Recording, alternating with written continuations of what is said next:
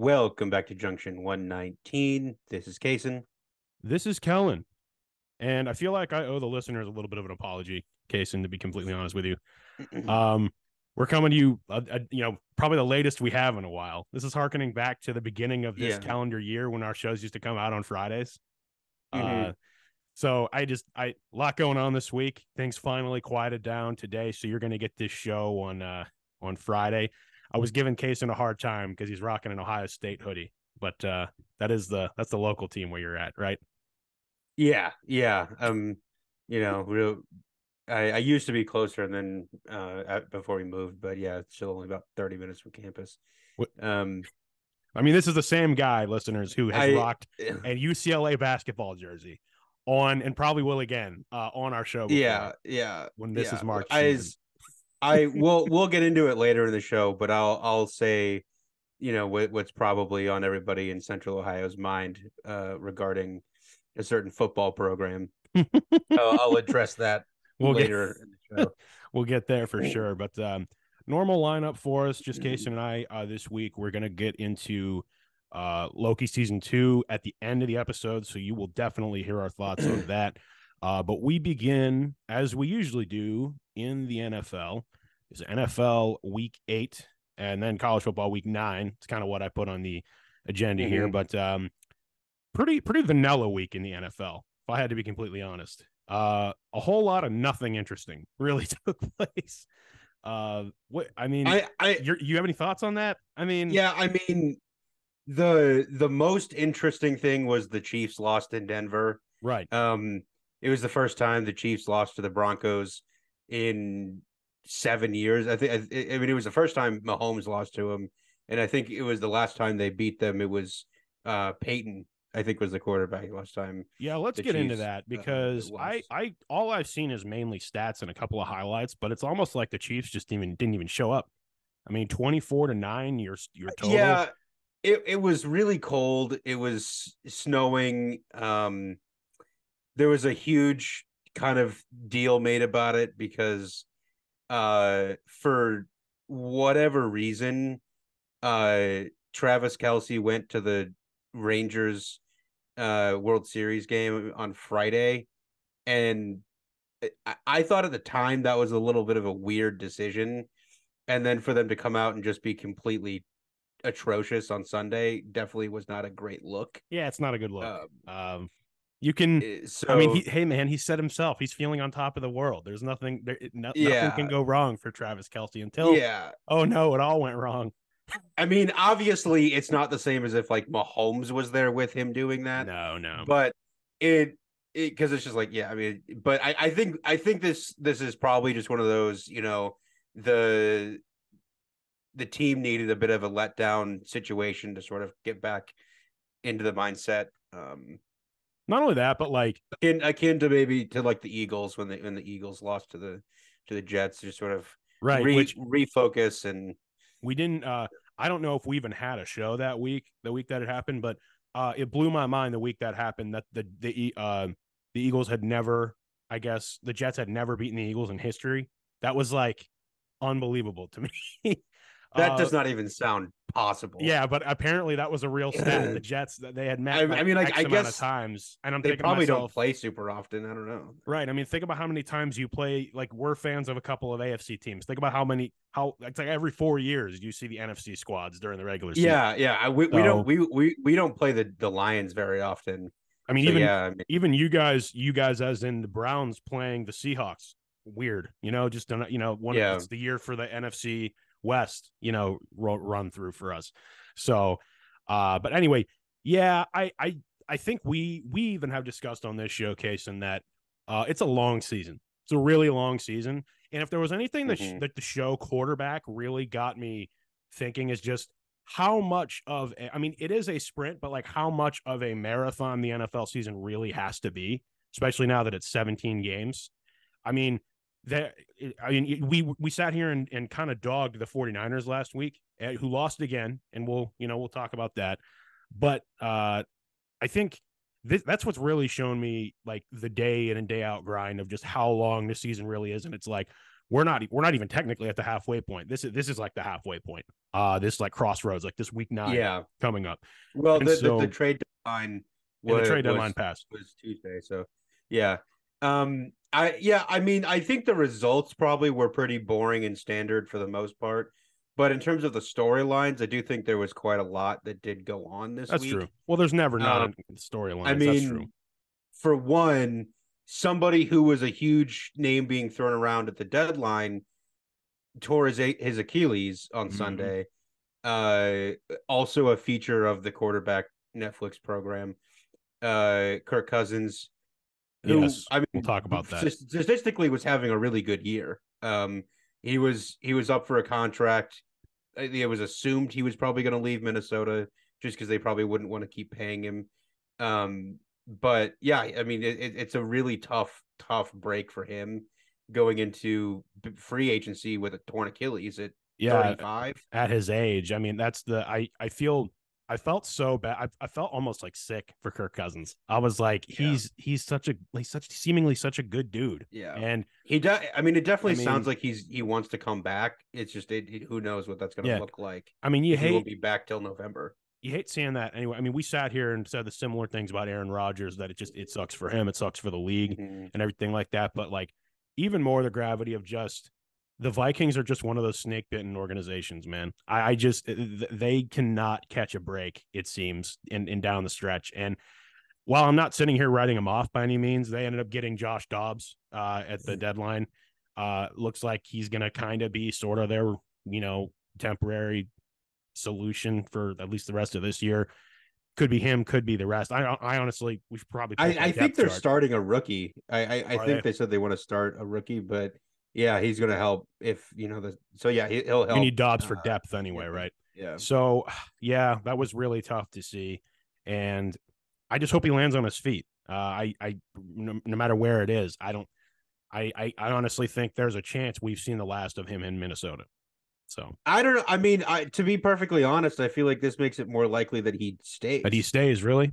I mean, I think that I feel like he was definitely more than likely gone until he went down Sunday. Mm, And if you're talking about somebody who wants some financial stability and an organization that would love to at least be able to get him on maybe a bit of a cheaper deal for a shorter term, that's true. well, I mean, especially if they can tank a little bit at the end of this year to get a higher pick, maybe they go and get a first round quarterback that needs to sit behind Kirk for a little bit.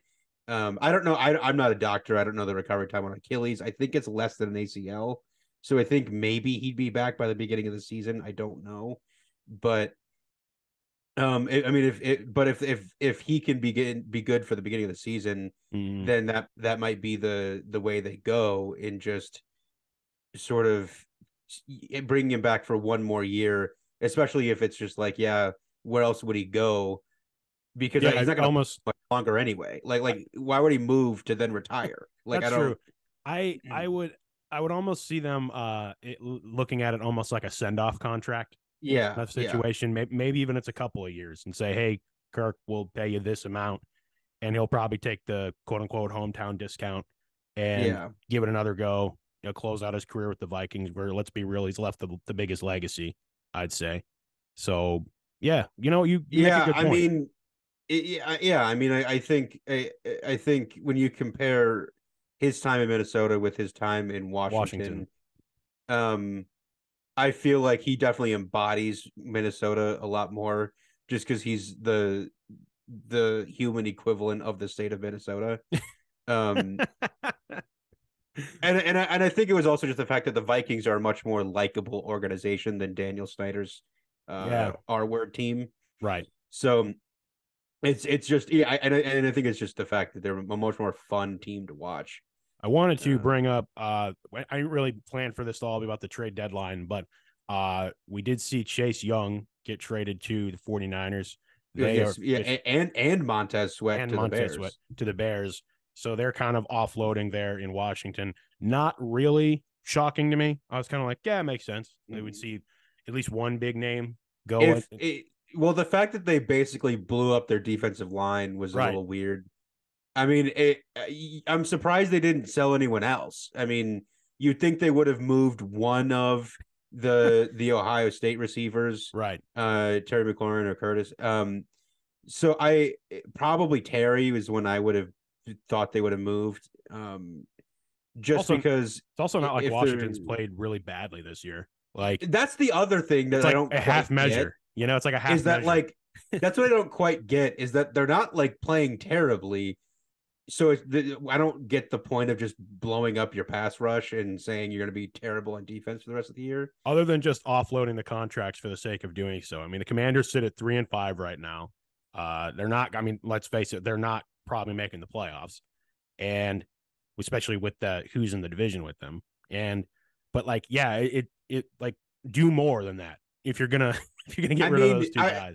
To me that makes it feel like they were like they wanted to tank by being bad on defense, but they want Sam Howell to be good, so they want the offense to be as good as it can be, but they want to just give up 30 points a game.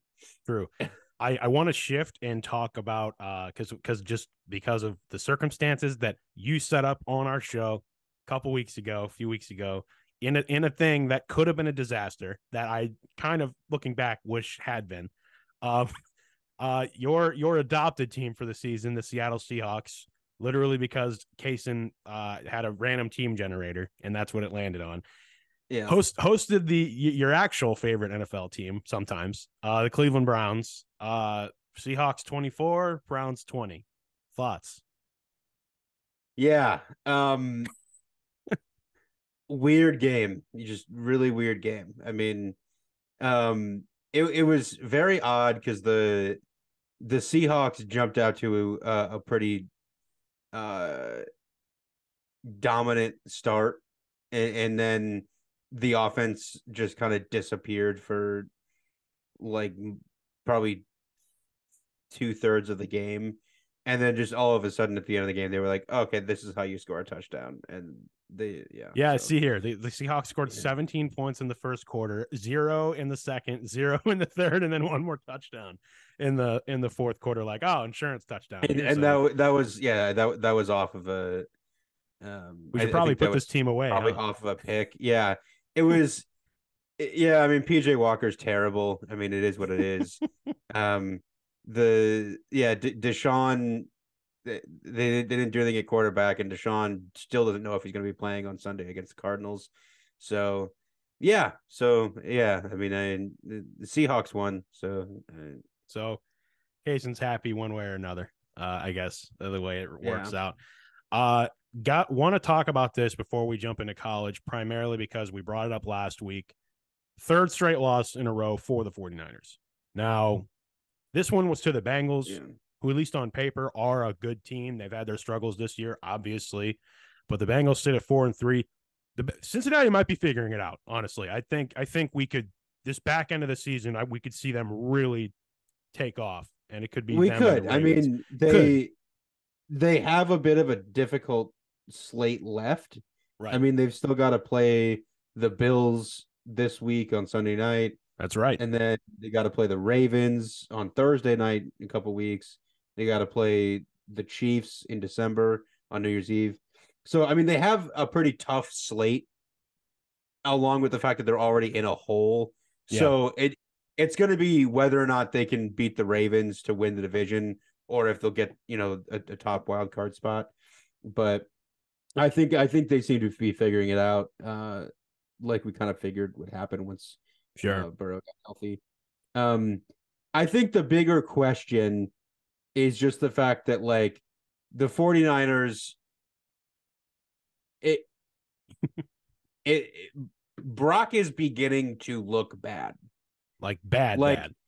Not bad. I wouldn't even say that. I mean, he still threw for 360. He threw for 365 yards against the Bengals. Still though, it's the fact that he's turning it over. Like that was the big thing where he wasn't turning the ball over. He wasn't making dumb plays. Like he wasn't making the mistakes that Jimmy was. And now it's getting to the point that he is. And so it's just like, okay. I mean, I think even if he does regress to be basically a cheaper Jimmy Garoppolo, they still made out on that deal. But like, It's just he doesn't look quite like the elite quarterback that they thought they had. So Well, at least we'll the first we'll 5 weeks see. of the year. So we'll Yeah, see. it seems like defenses have adjusted to him, and they know how to play against him now. And My so, hunt that's interesting of the week last week was the 49ers in their situation. That has grown now to an okay, this is a problem. This is a trend. This is something yeah, that we need to address and actually pay attention to now. I mean, and they have to go. They have to go to Jacksonville on Sunday, or sorry, next Sunday. I think they're off this week. They have to go to Jacksonville for the next game. So, I mean, you'd think they could win that, but it's just Jacksonville's 6-2. Jacksonville So, is Jacksonville is good. The Steelers fan here can attribute to that. Uh, um, the Steelers are not so good. So that's really I the mean, extent I of my think thoughts on. Yeah, they're probably still poised. I mean, it's between them and Seattle. Yeah, I mean, it's going to be between them and Seattle for the West it title. is. I think if they But lose, I think if the 49ers after a week off come in and don't look good against the 49ers, and that's officially not, I mean, that's against not the a Jags, cakewalk trip. I mean, what's up? against the Jags. Against the Jags. I'm sorry if I said something off.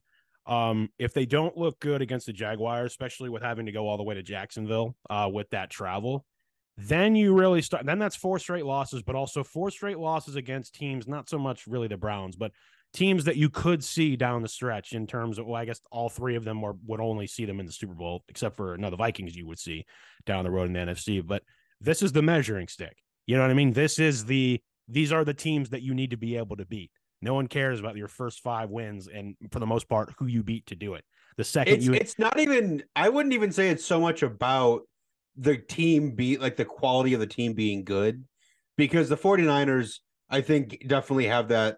They have what the Chiefs have in like a switch where, come playoff time they could just switch it and go on a run to go to the Super Bowl. I, But I don't think they I have that yet. To be completely honest, just because they've always been banged up, they've I always think the been. defense does, but I could see the that. offense we'll see. But I think it's more on the fact of you're going to be just piling up losses to the point where it's going to affect you come playoff time. Where I don't think anybody's concerned about them making it when, especially in No, a questionable NFC.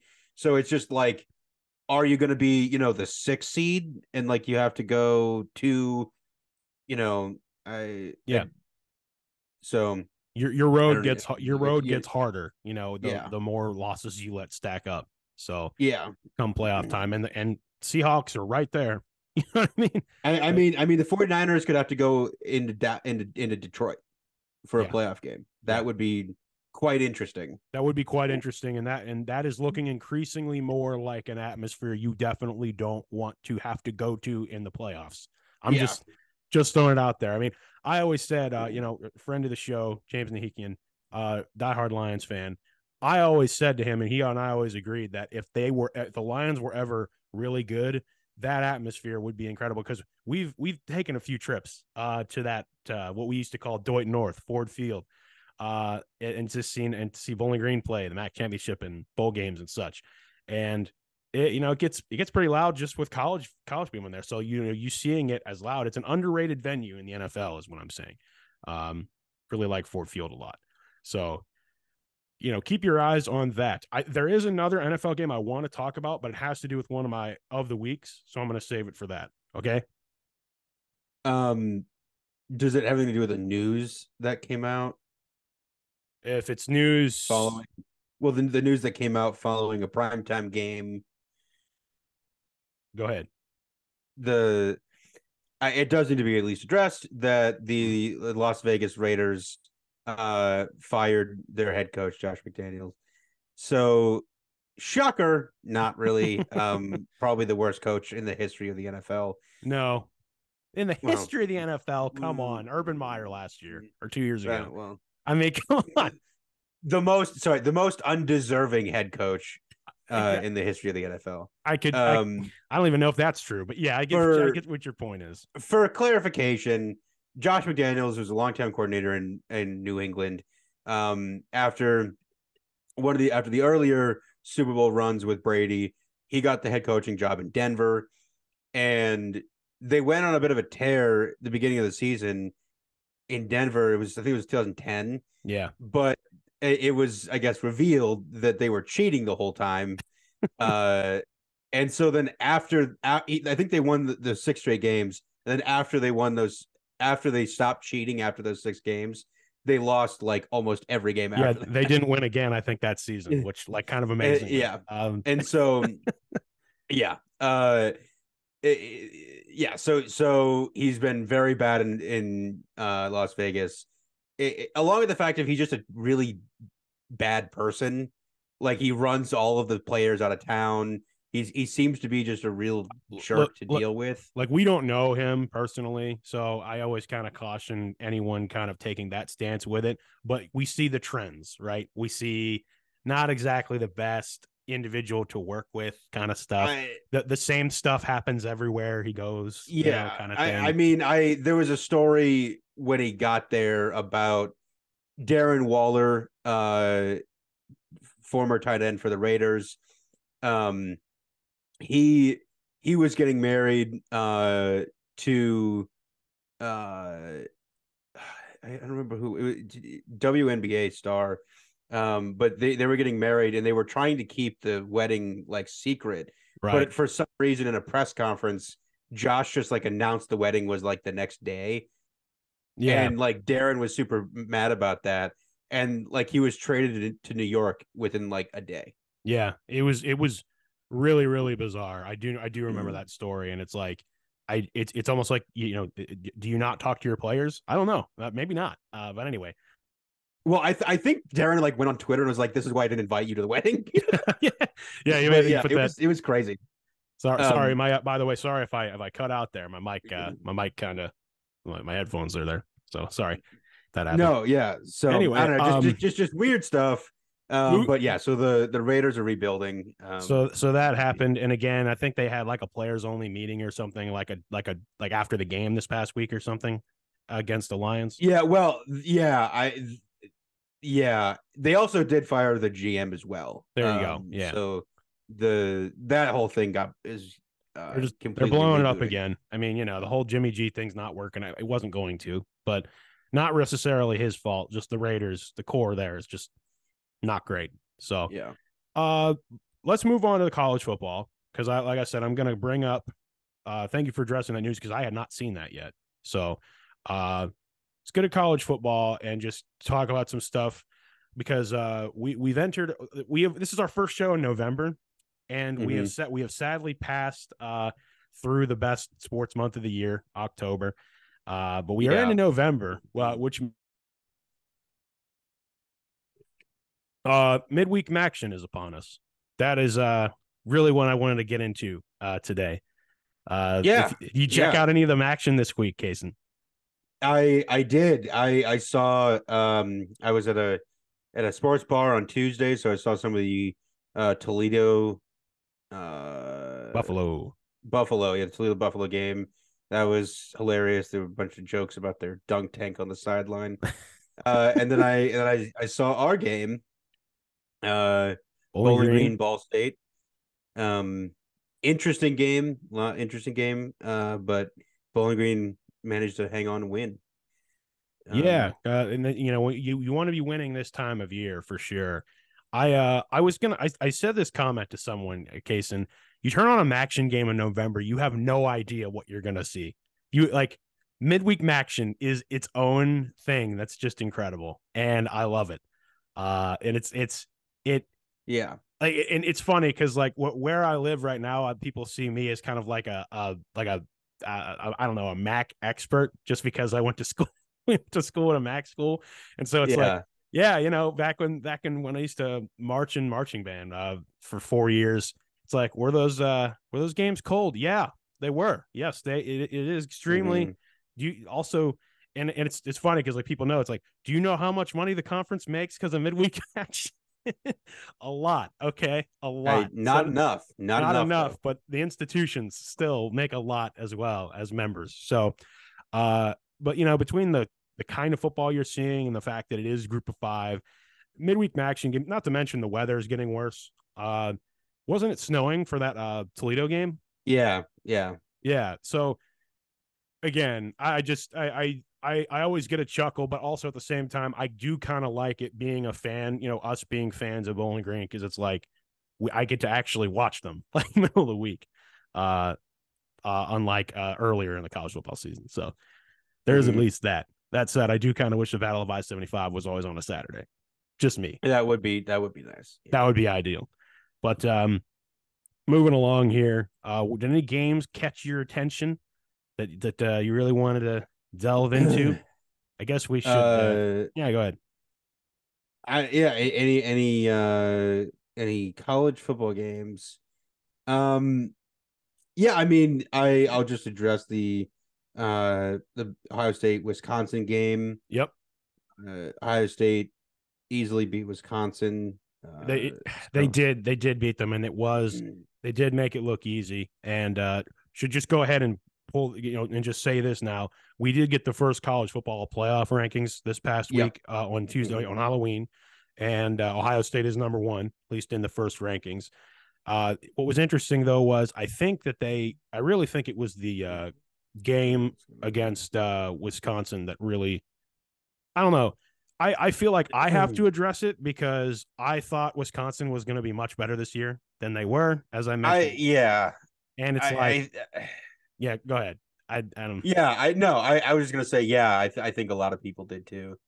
I mean, it's Fickell's first year. It's literally year one, but I think you give him enough time, he's going to have that program really rolling.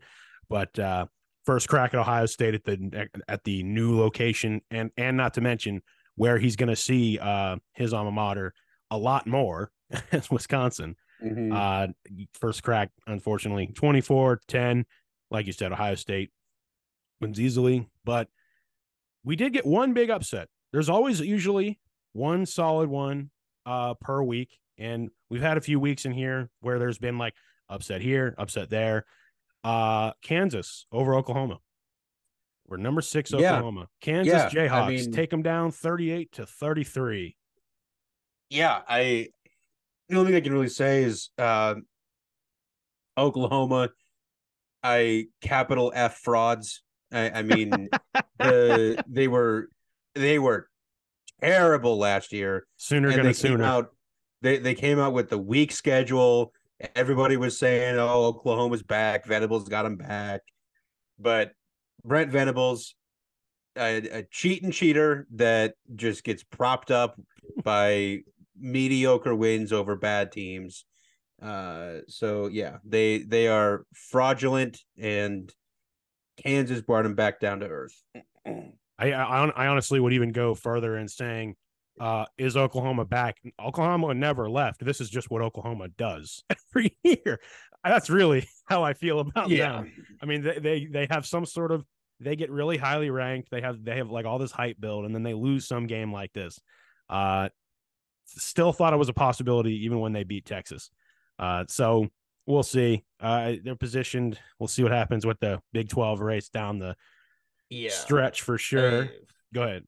What are you? Well, no, I was just gonna say, I don't know how they beat Texas. I don't really know how that went because down, Texas isn't back either. Yes, that's also true. Also true. There, I said it. I also wanted to say out, neither of these teams are prepared to go to the SEC. No. And I don't know. I really think that some of these moves starting next season are going to expose some programs. I think in ways that their fans don't quite realize. I mean, I'm not even necessarily just talking about Oklahoma and Texas, but I mean, if you, I mean, I know why this is being made, and I know you're going to recruit bump, all that, whatever. Everything we've said on this show about it and off the air about it, right? The ways that I think some of these programs are going to get humbled. I mean, I think we are going to see some programs that we like get really bad that we never expected to see situation. It's just because of the conference they find themselves in. And it just, their fans, I don't think quite realize how bad a direction it could go in. Who is going to be the new Vanderbilt? Yeah. Just wasting away in a good conference because they cannot compete. Yeah. I mean, I'm sure Vandy fans. My money? You want to know my money? Who? My money, What? No, what? Just say it. my money is on Cincinnati. Cincinnati. Interesting. In the Big 12? Yeah. Okay, I could see that. Well, the only reason I Cincinnati got as good as they did is because of Luke Fickell. So, and they did not hire a good coach to replace him. mm, I think that it's going to be a twofold issue in that they can barely compete right now, and they hired a mediocre coach who was on his way to get fired anyway, to replace him. And I almost unless they find someone better quickly, it's just going to kind of go nosedive. right. And I don't know if they have really the ability to rebuild that, Well, especially if you when you're recall, competing against much better programs nearby. right, if you recall, the program that Luke Fickell took over at Cincinnati was in basically shambles. I mean, they were very, very bad, and I absolutely could see them returning to that. They're trending more towards that than they are what they were under Luke Well, Fickell it's just so. But here's the thing. in So it's football, like at if least. you're in the Big 12 competing with Colorado, Arizona State, and all those, Oklahoma State, Utah, Utah, yeah, all those guys, and you're competing with recruits or competing for recruits with Ohio State, Notre Dame, Penn State, Louisville.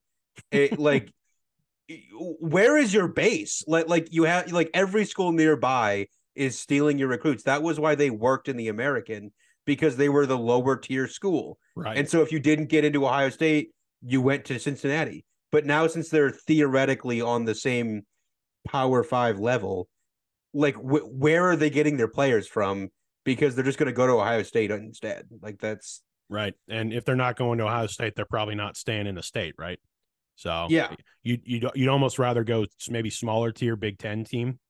I mean, I don't know. It comes down to yeah, playing time and other things. yeah. I mean, it's going to be tough for Cincinnati, I think, to find its place, because they're going to have to figure out where they can get players. Yeah. I wanted to bring this up, another upset, just to shout them out because by the transitive property, Bowling Green beat North Carolina because Georgia Tech beat North Carolina and Bowling Green beat Georgia Tech. Yes. So there it is. Very There true. it is. Two losses in a row for North Carolina. Speaking of, teams that are been on a skid here, but they get Virginia and now Georgia Tech, kind of wheels coming off there a little bit. Down the stretch in the ACC, I'm beginning to more and more think that the ACC champion may not even make the playoff, but we'll see. It's been very unimpressive this year. And then Yeah. Arizona bested Oregon State. That caught my attention, mainly just because we kind of stand Oregon State a little bit. At least we have on this show before. Yeah. Turnover chainsaws and a lot. So the other thing, though, I did want to mention was the game day game, Utah and Oregon. Oregon blew the doors off of Utah, 35-6. That was a little bit eye-opening for me. I didn't see that. Like, I figured Oregon would win, but I was like, wow, I didn't see any of that game. But I was like, going through scores, I was like, that is eye-opening. Yeah. I thought Oregon probably would end up winning, but I definitely thought it would be fairly close. I did not have just an absolute just Oregon goes into Utah and annihilation. smacks Yeah. them. I did not have that. Yeah, that's tough. Bryson Barnes, yeah, 2 picks, not ideal. Yeah. So Rough day out I think there. that this, yeah, I think Utah theoretically, is supposed to have a good defense. Clearly, they got just sliced up and down by Bo Nix, who I guess is good. I don't know. I still don't know. you, the beginning of the year, you and Matt were just like torching on a lot of people. We're saying, "Oh, Bo Nix isn't good" and all that stuff, and he's done nothing but show how good he is every week. So it is unfair to the kid but I will forever judge him from when he was 18 years old as a true freshman starting at Auburn, just getting annihilated by SEC programs. I feel bad because he definitely didn't belong in that situation. No, and he's been fine at Oregon. it's 2023. It's just so funny to me. I think it's funny how ridiculous like axe to grind is. What I hope for is that he somehow, some way, gets on an NFL team that locks horns with yours in some form, in some way, so that this saga continues, the Bo Nix saga. But regardless, Oregon looks like the real deal. I'm definitely. But if by any chance the Cleveland Browns or Seattle Seahawks happen to draft Bo Nix, I will not have said any of these things on the record. He says literally the exact record of stuff we've said on our podcast. Yes. Anyway, it says recording up there, just so you know. Anyway, are you ready for of the weeks? Yeah.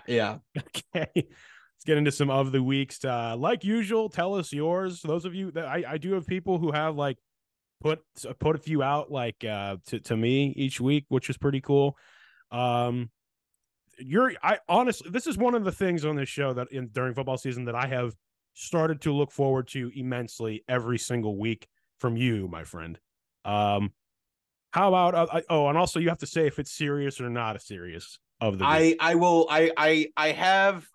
will begin with a serious RIP of the week, and that goes to a man affiliated with the former institution you were employed by. True. The legendary basketball coach Bobby Knight, Robert Montgomery Knight, formerly of Indiana and Texas Tech, and Army a long time ago. He has been suffering, I think, from Alzheimer's for several years. And I think so. He passed away yesterday. 83 years old. Yes, I can tell. What was interesting was I haven't really even told a lot of people about this story and everything, but when I worked there, what was interesting was the day he actually came back and visited, and that was like that was a really big occasion, and they brought the old team, his whole team back. Isaiah Thomas was there. I was actually on the road. I was traveling with softball at the time, so I wasn't there, but it was really, really cool to me. I even had a conversation with a player who was watching it on their phones as we were kind of going through the airport into the buses, and multiple players were watching it on their phones and stuff. And it was really cool to see. Obviously, I wasn't a graduate of that school or even from Indiana, and these people, it was just so cool to see how much it meant to them. And I mean, I'm talking like people tearing up that it's happening kind of stuff like that, because they just, they never thought that he would ever do that and stuff like that. But he comes back, they make a huge thing of it. He's emotional. They let they pause the game. They let him do all this stuff. He stays the whole game. The players are good with him. And it was funny because I had a conversation with someone. They were like, "Oh, are you disappointed you're not there?" I'm like, "Not really disappointed I'm not there. I'd rather be covering the team I'm covering." But that was the moment where this group realized that I wasn't an Indiana grad. I was like, I'm not an Indiana person, so I mean, I get this is significant, but it pales in comparison to what this means to you, clearly. So that was just a little nice story I wanted to tell that I've never really told before. Yeah. So one of the GOATs, no question. Yeah. And then I did I hate rough transition from me, but I did have one more rest in peace of the week, and that goes to Iowa offensive coordinator Brian Ferentz, who unfortunately was already fired. You can't say things like that. You can't say things like not a real one, obviously. No, he was effectively already told that he was going to be fired at the end of the season, which is just hilarious because on the surface I've made several jokes about his requirement to average 25 points per game or else he would be fired. That's not happening. It doesn't look like that's going to happen. However, the funny fact of that little contract situation is that there is no offensive coordinator in the Big Ten West that would keep their job if they had that stipulation. So there's no team That's in the Big interesting. Ten West averaging 25 points per game. That's fascinating, actually. Well, I was the one who made the comment last week that Iowa can't make a forward pass, and yet they're going to win. They're going to go with one loss and win that division. I guess kind of implicating the lack of success in the rest of that division as well. So I think it just says a lot about the quality of offense in the Big Ten West. But rough out there, okay? And interestingly enough, after so I think it was the interim athletic director at Iowa basically made the decision for Kirk. She said Brian's not going to come back. Kirk put out a statement, I think it was last night, basically saying, insert Wolf of Wall Street meme, I'm not leaving. So like basically his thing was like, I'm gonna keep coaching until I don't love football anymore. And it was like, because everybody thought that like maybe if they're firing his son, he's just gonna walk away. Say, I don't know. Joke's on you. I'm never not gonna love football. Yeah, so football guy. So yeah, I they're gonna force him to hire somebody else. So good for them for actually putting their foot down against the king of Iowa, and we'll see how that works out for them. Okay, I have a serious of the week, and then I will follow it up with a I don't know, a relatively negative of the week for the same team. Okay, you ready? You ready for this? So legit, my performance of the week. Like I thought this was really cool to see. Rookie quarterback Will Levis of the Tennessee Titans threw us 4 touchdowns and looked fantastic in the Titans' victory over the Atlanta Falcons this past week. I say that also because that was one of the games I could actually watch down here, where I live. So I was watching that game and I was like, wow, this kid's like, and one of my favorite things in sports, just a little thing, but I think everyone likes it, is whenever someone's making some sort of debut and like the whole family's there and like, and it's going well and everyone's losing their mind. You got friends, you got, wives, girlfriends, parents, everyone's just going nuts. They kept showing Will Levis's family, and I'm like, this is as dream a scenario as you can get, because we've also seen debuts that don't go well, and it's like baseball and other stuff, and it's like, oh, this could get ugly, but regardless, the family's there to support you through it all. So that's my performance of the week. That was legit. Like he looked like the best quarterback in the NFL that week. So, something to at least keep your eyes on. My come on guys of the week is the whole thing with them wearing the Oilers uniforms. The Houston Oilers, the Titans are wearing those. They looked really good. I'm just going to go ahead and say they looked fantastic. But just the whole idea that it's like they're trolling the city of Houston. You know what I mean? It's like, just give them back, But that's the franchise that owns it, Also, hilarious little factoid. Yeah. So, after they wore those on Sunday, Monday, the NFL puts out a cease and desist letter. Oh, I saw this. Yes. To the University of Houston Cougars, because they wore basically their colors are red and white, but they wore Oilers color rush uniforms like a month ago. Yep. And I don't know if maybe they had to wait until the Oilers game happened for them to legally have standing. I'm not sure. That would be the only reason I can think of why they waited so long. But hilariously bad visual from the NFL for like just throwing it in Houston's face and then being like, oh, by the way, those uniforms that University of Houston wore? Yeah, those are gone too. Don't you even think about wearing those again. Yeah. We just had to wait to now to tell you, okay? Come on, guys of the week. I don't understand. I don't get it. I feel for the city of Houston, because obviously I think was just some of the branding. I think people would rather root for the Houston Oilers than the Houston Texans. I think maybe just branding wise. Those powder blues look really nice. Hey, one thing for sure, Titans looked great. For sure. I even talking to a Titans fan, it was like, hey, they look really good, But it's almost even worse though, because they technically did operate as the Tennessee Oilers for a season, for I 1 think. year. So yeah, which like if you compare that with the Browns move when they became the Ravens, like this was before that. So it was before sort of like the tradition of like the brand stays with the city became a well, thing. the Browns is the only situation in which that even was like allowed. Like they like that's the only any move in sports they've always taken the records with them. The Ravens and the league gave it back to the Browns when they came back. So yeah, but I think that sort of set the precedent moving forward. Like if you look at Seattle and the well, it Sonics, should have, right? It should have. Yeah. and so that would be why that didn't happen in that case. Um, but yeah, I still I don't get it. I mean, you're not using the Oilers name.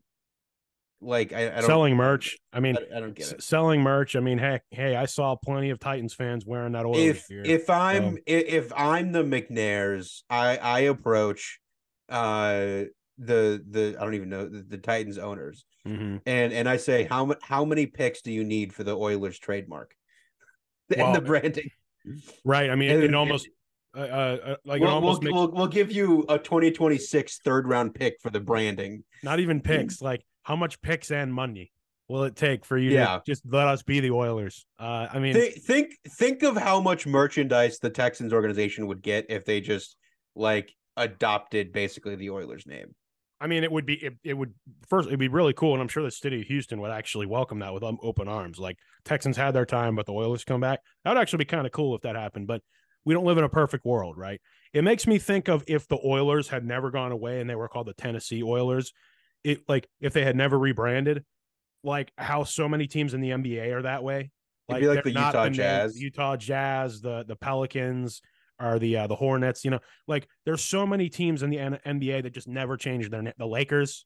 You know, I mean, and the NFL, I guess, was like, no, we're not going to do that. And it's like, it's probably for the best in terms of branding. So, what else was I going to say? Oh, but it's my belief that, like, for another example, that like the Carolina Hurricanes should never wear the Hartford Whalers uniforms like they did. That's that just was rude. like Yeah, that was rude. weird when they do the reverse retro stuff. They always go back to the Whalers. It's like the people of Hartford probably want the Whalers back, y'all, just like Quebec City wants the Nordiques back. So I don't know. I've always felt like if I'm a fan of this team, I'm not okay with this. You know what I mean? Like if the Pittsburgh teams did that for some reason or moved from somewhere else, I'd be like, why are we doing this? That's not us. But anyway, Yeah. whatever. Fans, I mean, I could get like I get the color rush. If it was just the color, that would have been like maybe okay a little bit. But like it like everything said Oilers. Yeah, but like they legit were just like, no, we're just the Oilers for a day. Yeah, that's just insane to me. So, sorry, I missed the last thing you said. No, I was just saying that does not make any sense as to why they thought that was a good idea. So anyway, that's my first one of the week. You have another one? I do not. I when you're done, I will take a few moments to make my peace with the University of Michigan. I will. Oh snap! Okay, let's be careful about this one. All I was gonna say is my upset of the week. I know we named some stuff in college football. My upset of the week, probably kind of boring, was the Broncos over the Chiefs, just because it was so like, again, the way I optically ultimately choose that is what is the game that I in my circle had the most conversation about, college or NFL. For me, it happened to be that one. So that's my upset of the week. I will also just shout this out. I didn't really want to talk about this at length because by the time this show comes out, it'll be Friday. But I'm rocking this hat. Steelers do play tonight.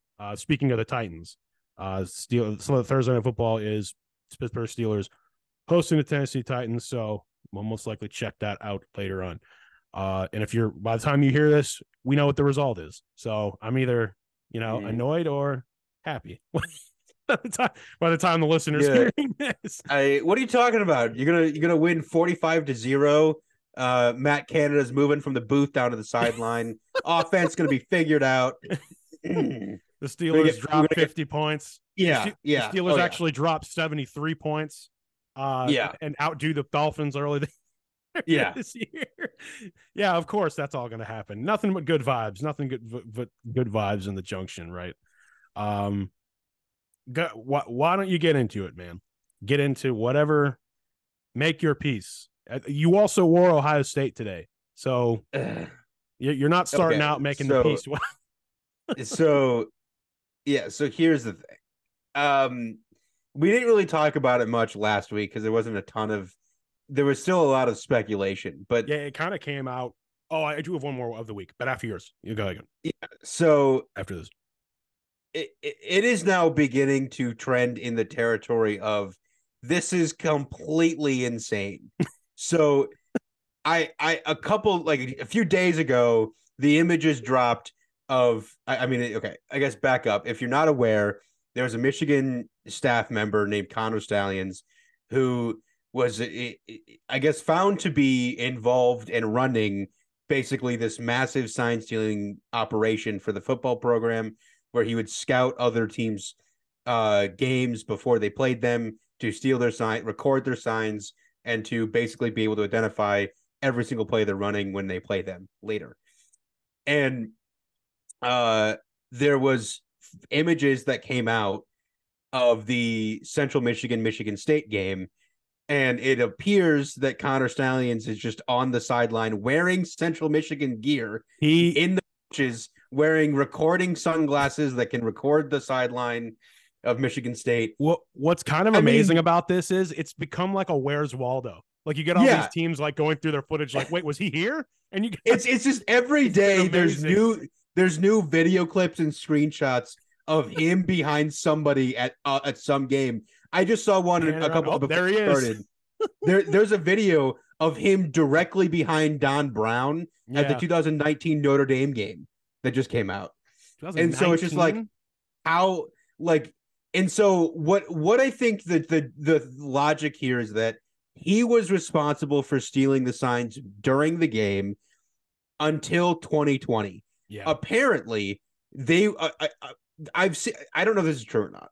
I don't think he lives in Ann Arbor. I don't know what's going on or what happens.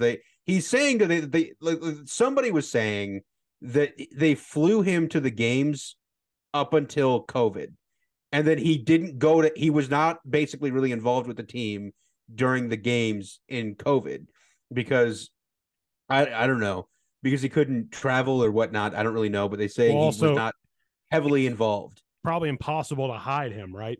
During the situation of COVID, right? We don't really know when the whole thing started because as far as the recording of other team stuff started.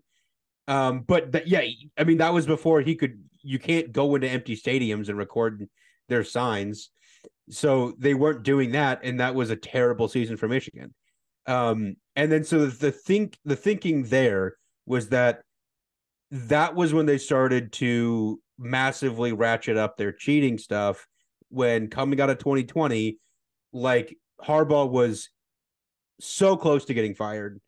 And so they were, out of desperation, I guess, is what they ramped up the. What's interesting is that if you recall, like when this is apparently supposedly happening is when Harbaugh was very year to year in Michigan. Like, they're not winning enough. We don't know if he's going to get, then he would get an extension. It's like, no, was that the year? Was it last year? Was he trying to go to the NFL that year, or was it the year after that? I want to say it was the year after that, but I think he's tried both. Maybe tried both. But what's so fascinating about this is that Michigan's only gotten like to be world beaters in like the last 3 years.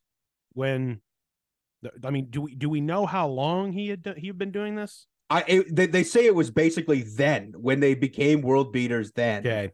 So when they won in 2021 and in 2022 and then this season. So essentially, like, you look at it like mediocre to average, and then all of a sudden they just become the most dominant team in the Big Ten. Well, I'll say is there was a game that I always marked as this is the game where this Michigan team truly arrived. and it was when they dogged Ohio State in the Big House during that blistering snowstorm right after Thanksgiving 2 years ago. That was like the game where you could feel the entire temperature of that rivalry completely switch to the other side in a way that has not happened in our lifetime. And Ohio State's never quite recovered from that game. Hence why it happened again in Columbus the next year, and probably will happen again this year. And it sounds like they had somebody at every Ohio State game that season stealing. That's what I'm implying. Like they look really, really good against Ohio State for the first time in like 20 years. Interesting. So I just, for me, every day it's just been more images of this dude. Like how did he hide here? How did he hide there? It's insane. It's comical. Actually. It's insane. It's actually insane. Yeah. What seems crazy to me is Jim McElwain, head coach of Central Michigan. Yeah. He gave a press conference after the images of him on the sideline came out. I mean, and Central Michigan's AD put out a statement that before that, if this was somebody on their staff, they just say that. Yeah. So this is clearly him. Like, I am beyond baffled at how somebody can be hanging out with your coaching staff on the sideline in a pass in your team issued gear, and you have no clue who the person is. Well, hang on a second. Time out. Just a second.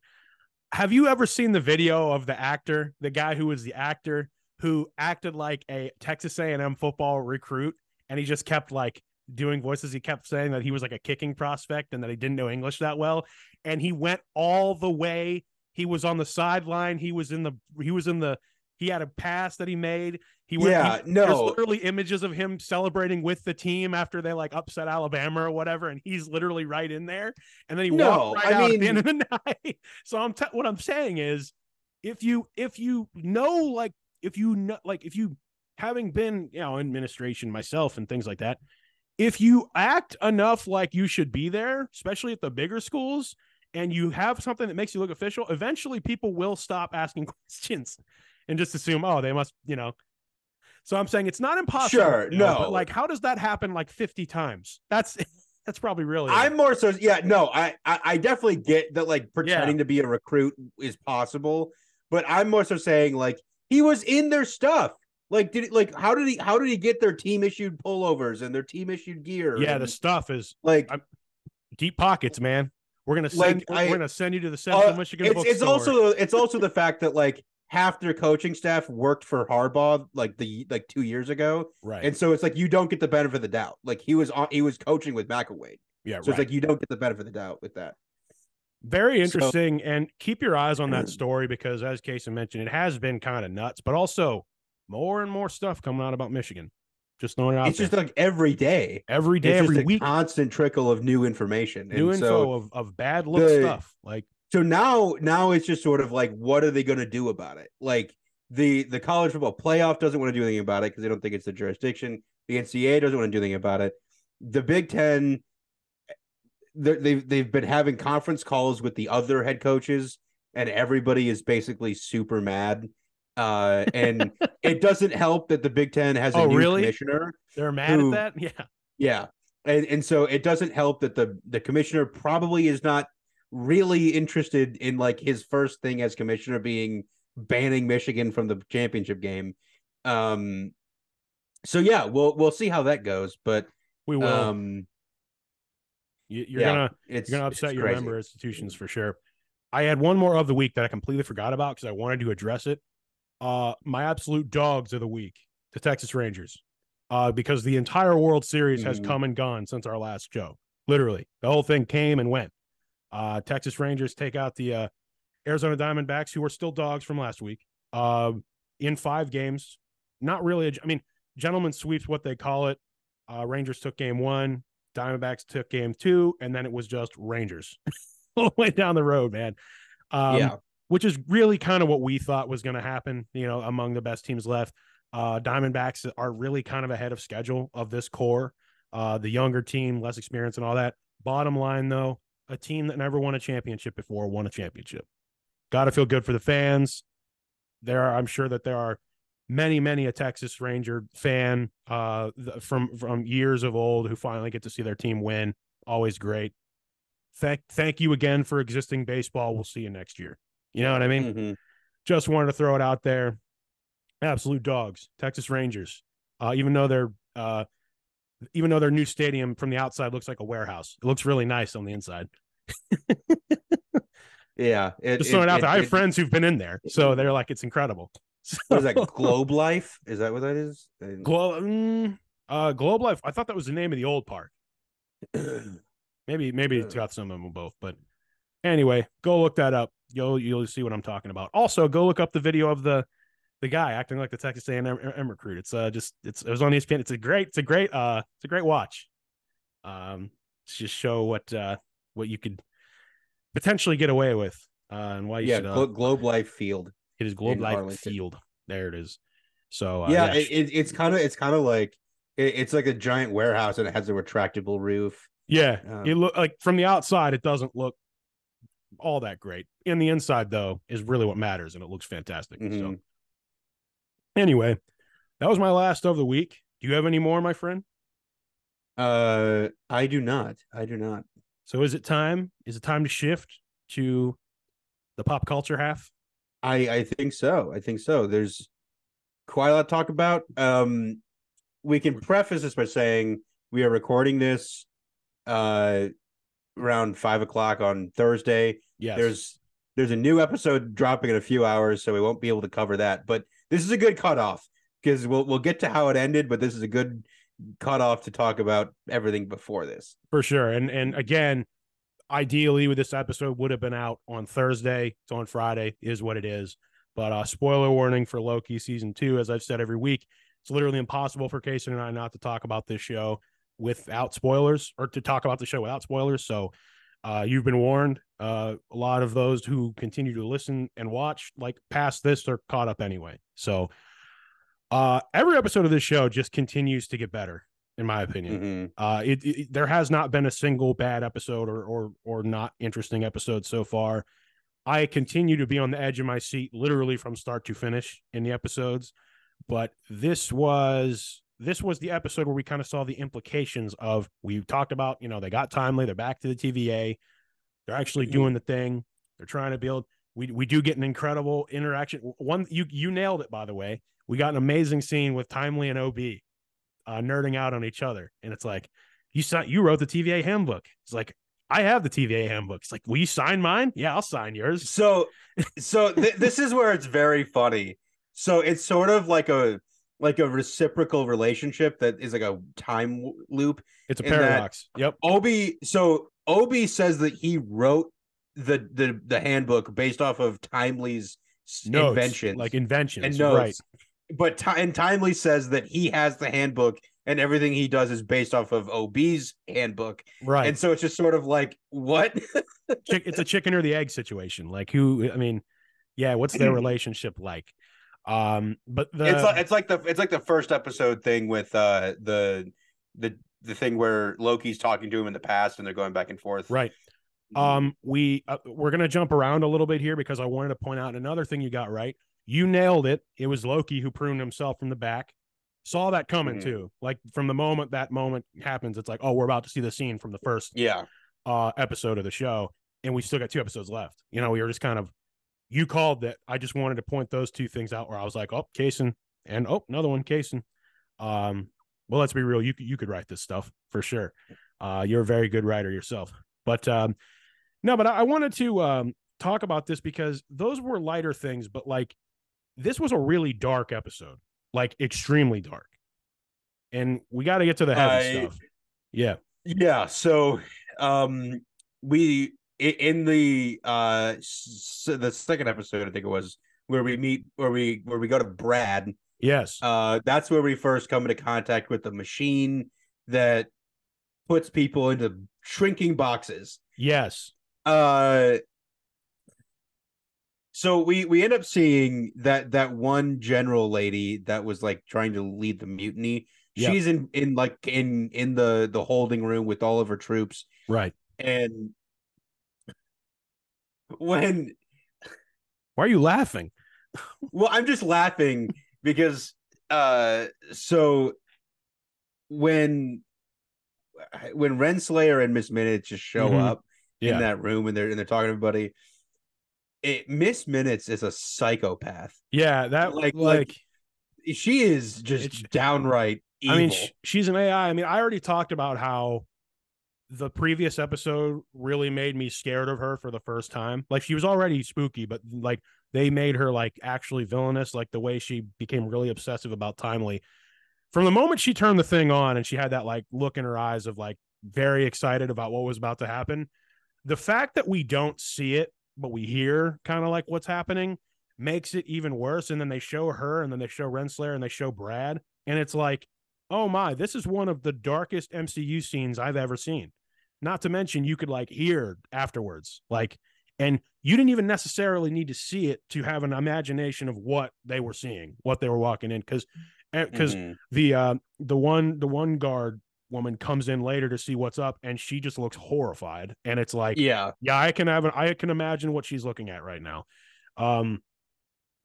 But yeah, I mean, I saw the internet say this. I know a lot of people said this, but I want to just go ahead and say it as well. The fact that they succeeded in this writing of this show in making a animated cartoon clock arguably the scariest thing in it is just brilliant writing. Brilliant writing, brilliant scenarios. They made her very scary.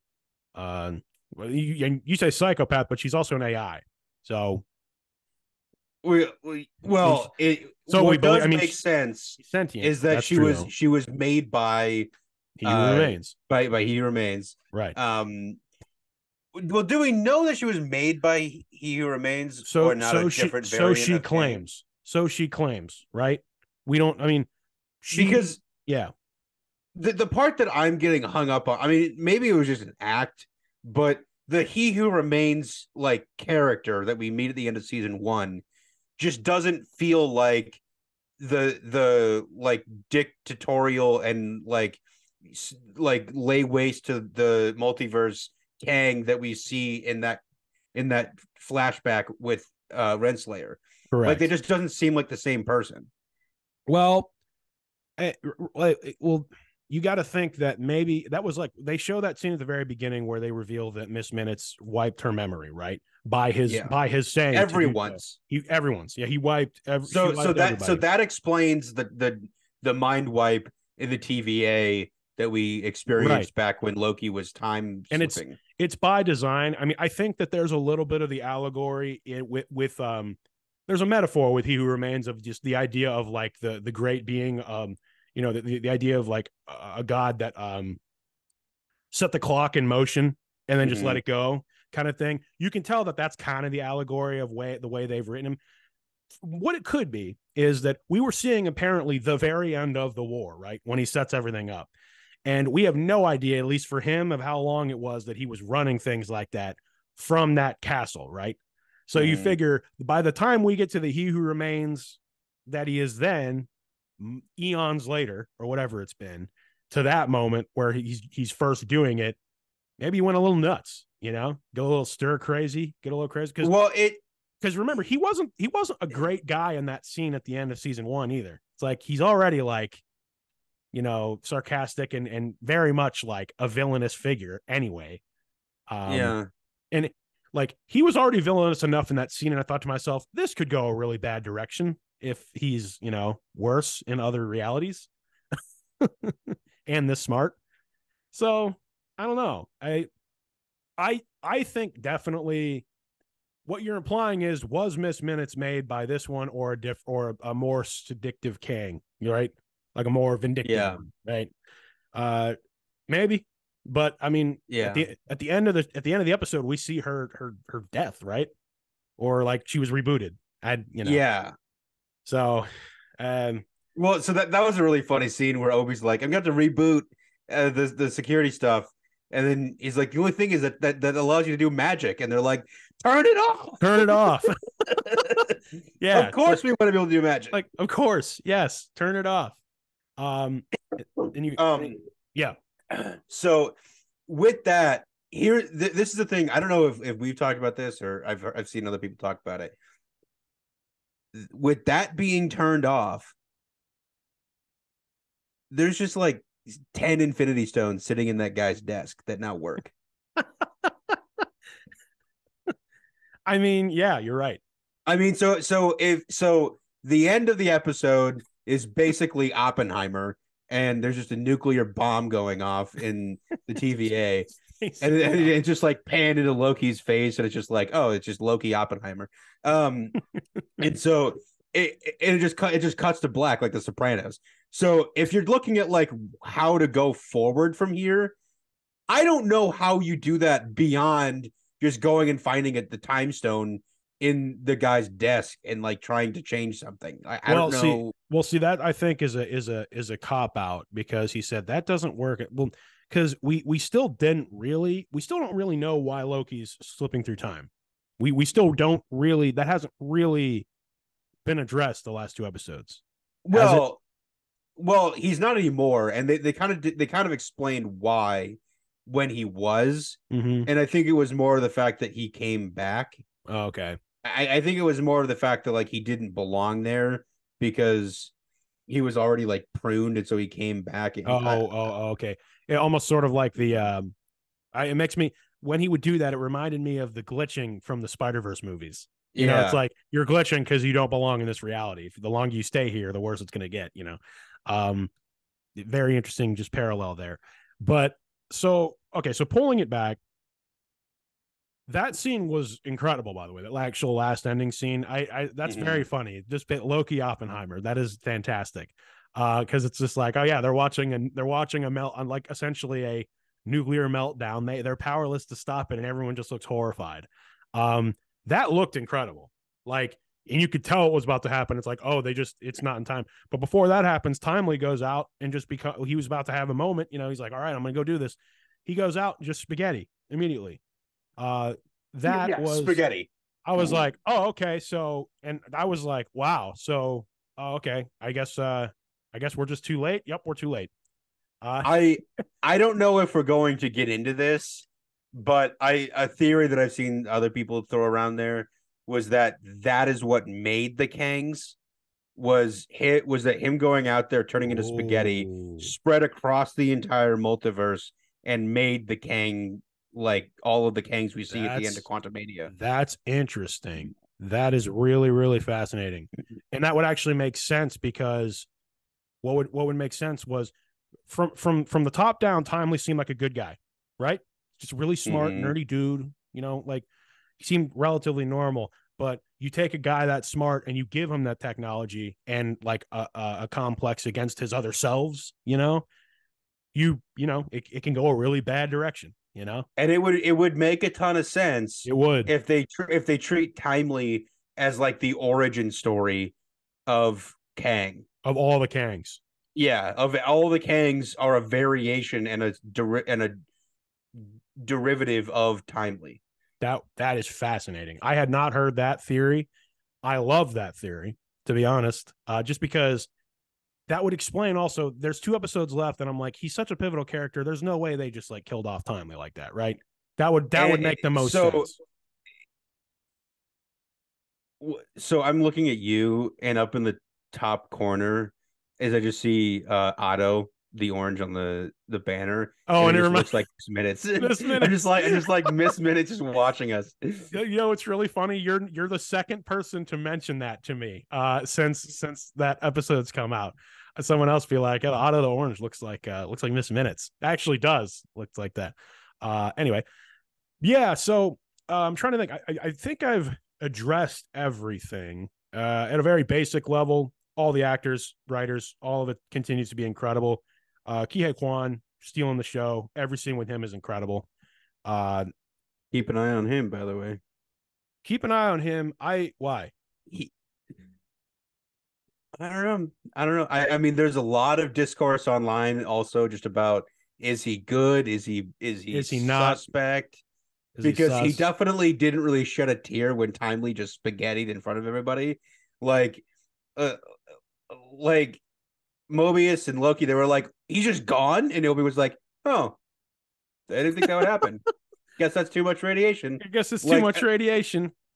Yeah, I guess it is. Yeah. That wasn't supposed to happen. I don't know if that was him just playing it robotic to like get the character across, but it's something to be mentioned. Is that because he and Timely are so mentally intertwined? We'll see where that goes. We will see where that goes, and obviously quite literally where everyone has gone, because I think that the end of the episode kind of proved that.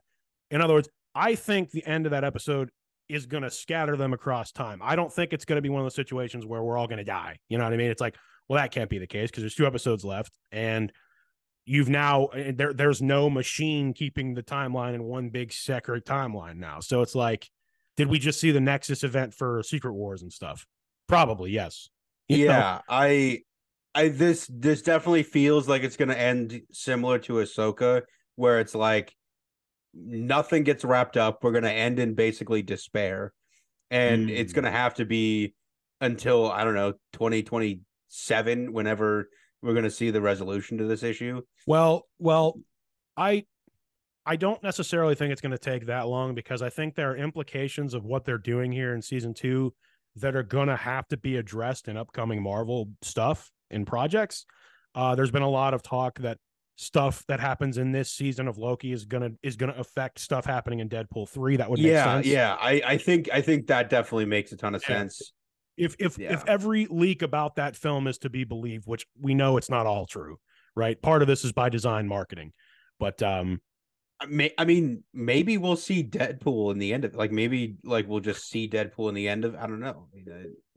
Ryan Reynolds just shows up as Deadpool. That would be incredible. It's like, yeah, hey guys, guess what? We're all a bunch of characters, and I can fix this. So it's just the end of She-Hulk again. No, basically, basically. But no, seriously, I am fascinated to see what happens. And again, by the time this episode's out, you can go check it out, watch it yourself. I probably will not watch it until Friday morning. It's typically how I've been rolling with it. But yeah, good. Just this show continues to be great, and easily the highest quality Marvel thing that's come out this year so far, besides maybe Guardians 3.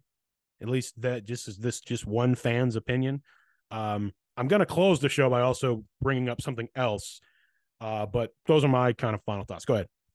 Yeah, no, there's kind of twofold, because there's also some Marvel news that came out recently that I think we should at least discuss. For sure. But part of that news is the interesting note that, like, I've heard, or I've seen things that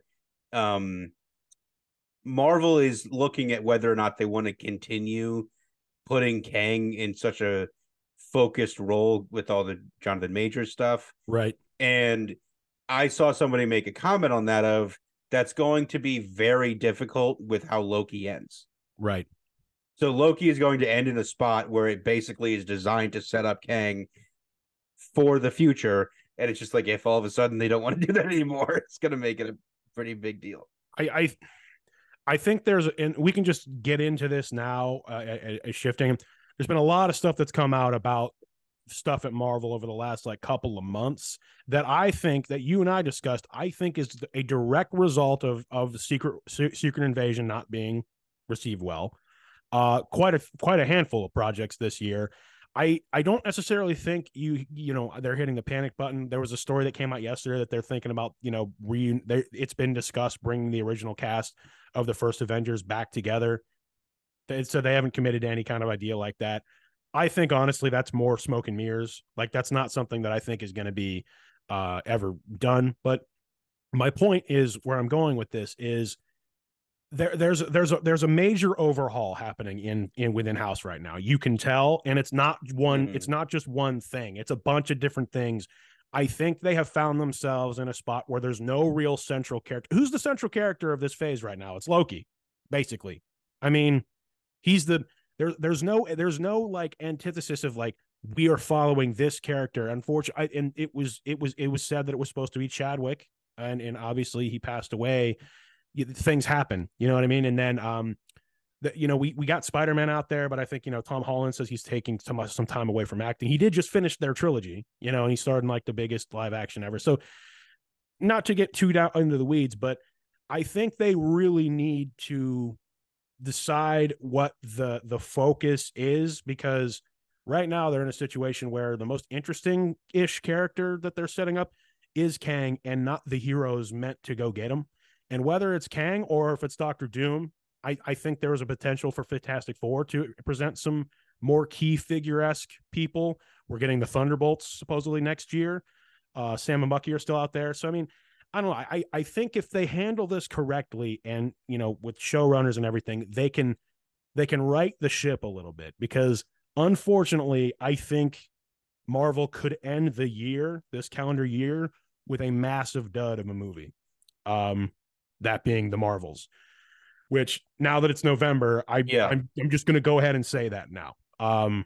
I think they're doing this anticipation of I think that movie's about to be potentially the biggest MCU flop they've had so far. To the point where it's like up there with some of the Disney ones this year. The metrics of early numbers do not look good for that thing. Yeah. I mean, for sure. Well, we'll see. I mean, well, yeah, we'll definitely see it. We'll see how that goes. We'll see how it does. I know I'm sure the box office numbers will just not be great because of, you know, a lot of reasons. A lot of stuff. Yeah. But I've heard that there's a lot going on in the ending that is very important. Interesting. Moving forward. I haven't really heard the quality of the movie, but I've heard that like the credit scene and like the end of the movie is like very vital to the direction. So that's at least good. But yeah, we'll see how it does. I'll definitely go see it. No one reason will cause the success or failure or whatever. I'm not even trying to necessarily put too much negative vibes out there. I will definitely go watch it, and you will too. Just to kind of, you know, stay up to date, right? But we're fans, you know, we're fans like this. But also we'll be reeling from however Loki ends. And it's interesting. The ending of Loki is going to be fascinating too, also, Casen, because we know there were no reshoots with this thing. It's not like, hey, change the ending of season 2 of Loki because we're thinking about switching some things up. It's like, no, just do your show, man. Finish it the way you this incredible thing you've set in motion, finish it up. But it's kind of amazing where they left the thing, and we got 2 episodes left. Yeah. I don't really know. I don't know where we go from here, and I don't know how we get to the ending. And yeah, I'm like the TVA's gone. Like that's it. I mean, it's like obviously not everyone's dead, but like I said, I think they're gonna like scatter across time, and it's just gonna be the threads are all over the place now. Yeah, there's no TVA. So I that's what I'm saying is I think we're gonna see a scene with like Loki running into Deadpool. I could see that, or some other character. The dialogue for that conversation would be amazing. I'll tell you what. Let's get him. Let's get OB. Let's get Mobius, and let's just get all of them in a room together and just spit fire. Yeah. It'd be pretty great. The only other just quick bit of Marvel news that we also got in the last day or two is that there was more information about Blade, that they're basically hitting the reset button on Blade again. We've talked about other issues with the script and the story. Apparently Mahershala Ali was about to leave the project last year. Yeah, because he was. They came up with a terrible idea. And it sounds like he really wants the quality to be very, very high. And he's like, he's like, I'm not seeing the same commitment from literally anyone else. So I'm voicing it, you know? Yeah. So I think it definitely sounds that way. And then I think it's a character he really wants to play, and he's totally on board doing it as long as it's good. And they haven't given him a good idea yet. Dude, he's worn a Blade hat to every Comic-Con and every event for like the last year and a half. Like, give this man a good movie, please. And Blade's cool. Like, come on. Yeah. Blade's awesome. It's not hard. But the I guess you could say good thing is that it's reported that like they're limiting the budget for Blade to like 150 million, which is good. And I say that it's good because it hints that they're probably going to do that moving forward, to be a bit more financially responsible and not blow $200 million on a movie that sucks. Yeah. And so it sounds like they're going to be maybe, piecing out resources a bit more scarcely, which could be great because it would force them to be more practical, have more practical effects, use less CGI, and it would make them make the scripts be better so that you can't just rely on CGI to get you out of a situation. I really could see like Blade being on par of like a Shang-Chi, in that it's maybe not like the spectacle at the end, but a more grounded on the ground level, taking out vampires kind of movie. The Blade movie with Wesley Snipes had like a budget of $100 million, and that was fine. Oh yeah, Like the effects were like the 90s, but like make them a little bit more modern. But like half the movie took place in a sewer. Like yeah. I mean, I mean, it was a good movie. they even famously used the Mick barge in that movie. The abandoned McDonald's that was on a barge. They actually used it for that film, and then it went back to it. Now fun fact, that's actually in the process of being restored now. So it's been a happy ending for that thing. But yeah, they used the Mick barge in the first Blade movie. It was like a lair. It was like a floating lair, stuff like that. So we'll see, man. I mean, the things I am hearing spell good things for projects to come. Okay. Like, you and I are from an era where every MCU project was the quality of Loki season 2. We need to get back to that. I think I feel much more optimistic about the direction than I did 6 months ago. Yeah. I think that because of probably particularly Secret Invasion and maybe even to an extent Ant-Man, Kevin was like, I delegated way too much stuff. You guys aren't doing your job. So I will handle this from here. Yeah.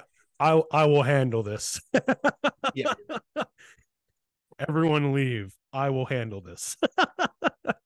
So that's it, man. That's what we got. I mean, I look forward to it. Hey, let us know your thoughts out there of anything that Casen and I talk about. One last shout out. I mentioned it last week, another Marvel product, but Marvel Spider-Man 2 is so good on the PlayStation 5. I mean, it has been so mind-bendingly good in terms of a Marvel story that it's like my favorite Marvel storytelling of any kind right now. Like, it is such a high quality. There's twists and turns. They somehow put a lot in their trailers and didn't reveal the plot like at all. Like, it has been, it's been one of those things where I've had to do it in segments because they're just mind-blowing stuff that's happening per evening I play it, and it's like, okay, need to take away you, because otherwise you get the gamer insomnia where you're dreaming about the game and stuff like that. It's like, okay, I need some time away from Marvel's New York. All right. But anyway, yeah. So I'm at like the third act of the game, and it's just been so good. So that's all. Awesome. Shout out Insomniac Games and Sony. PlayStation. So that's it. That's the show. Been a good one. It's been a good one, man. It's always good to see you.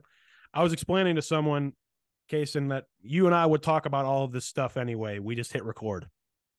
Yeah. I mean, that's really what this is. So it's how Casen and I would talk to each other, in general. So we'll see you. We'll see you next time. Thank you so much, everyone, for listening. I hope you have a happy and safe November. We're here for you, the 2 Mr. Novembers, and we got good stuff. We got a lot of stuff to talk about to compartmentalize down the road. So yeah, this is Kellan. This is Casen. And we will see you again at the next stop.